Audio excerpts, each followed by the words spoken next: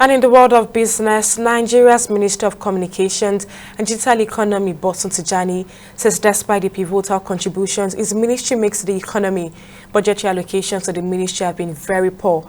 Tijani spoke while defending the 2025 budget of his ministry before the Joint National Assembly Committee on ICT, where he elaborated on various initiatives designed to enhance the sector, while also shedding light on significant challenges hindering its progress.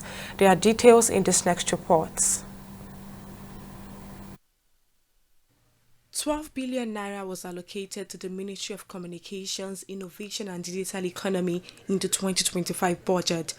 But the minister told lawmakers here that the amount is insufficient, adding that without funding from international donors like the World Bank, his ministry may not be able to achieve much. This ministry is unable to deliver its mandate if we continue to fund it the way it's been funded. In fact, to achieve what we've achieved so far, we've had to look for money from outside of government to get work done. A lot of the international trips that we've made to secure opportunities for this sector and the nation were funded from outside of government's pocket. The lack of strong oversight mechanisms for the sector has led to the duplication of resources and inefficient spending across multiple ministries, departments and agencies on ICT. And every MDA in the land has strong budgets for ICT that we have no contribution to. And the call for us to have stronger policies and measures for demanding engagement is not just so that we can control this budget, it's to help the country save money. The minister emphasized that while international partners like the European Union have allocated substantial funds to Nigeria's digital economy, only a fraction of these funds have been accessed, highlighting inefficiencies in resource utilization. The statement here is to call our attention to the fact that even our own budget is not up to 20% of what the EU has budgeted for our sector. So we still have significant shortage in this sector. Now the biggest challenge we have as a sector is actually the fact that every MDA in the land has strong budgets for ICT that we have no contribution to. And the call for us to have stronger policies and measures for demanding engagement is not just so that we can control this budget, it's to help the country save money. To close the funding gap, the ministry has turned to public-private partnerships.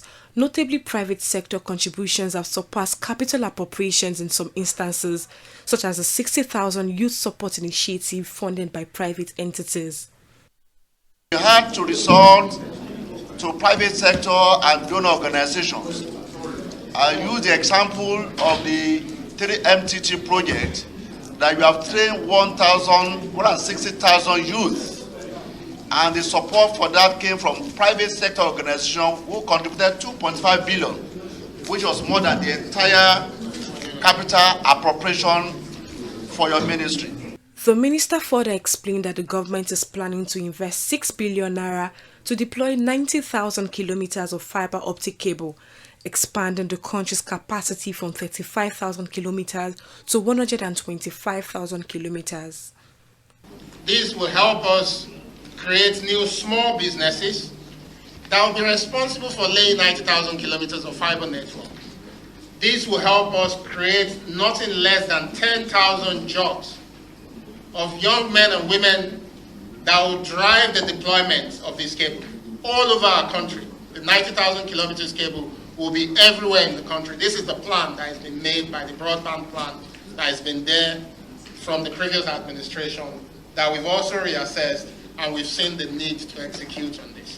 The chairman of the Senate Committee on ICT and Cybersecurity then referred the matter to the Senate Committee on Appropriations to review the budget of the Ministry of Communications to allow them operate effectively.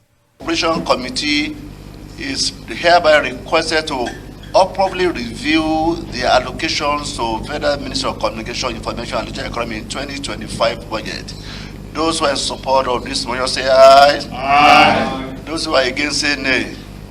The ayes have it. The digital economy presents a transformative opportunity for Nigeria, but addressing the challenges of funding, policy coordination and infrastructure development is critical.